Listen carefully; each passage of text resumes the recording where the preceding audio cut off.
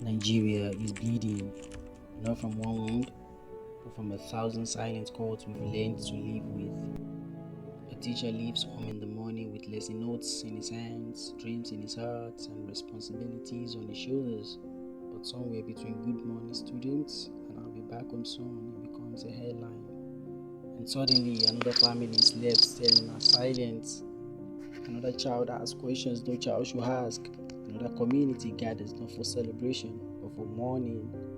Tell me, when did survival become a daily prayer in our own land? When did schools become places of fear? When did we become so used to tragedy that we scroll past human pain like ordinary entertainment? This is not about tribe, not about religion, not about political parties, because fear does not ask who you voted for before entering your home. Violence does not care what language you speak.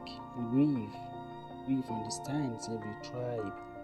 Nigeria is bleeding, and while the people cry for safety, we are busy fighting ourselves online, not against the South, Muslims against the Christians, citizens against citizens. Meanwhile, the real enemy keeps growing stronger in the middle of our division.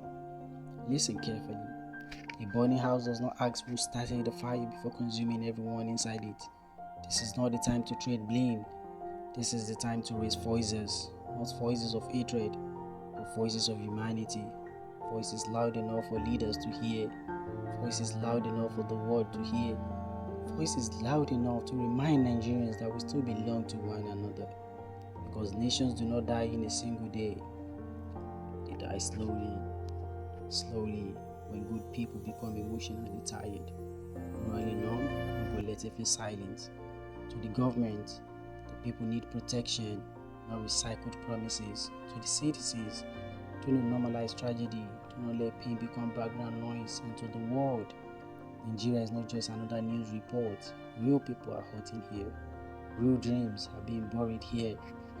But even now, I still believe that the people united by conscience and struggle and fear. I still believe that compassion speaks louder than division.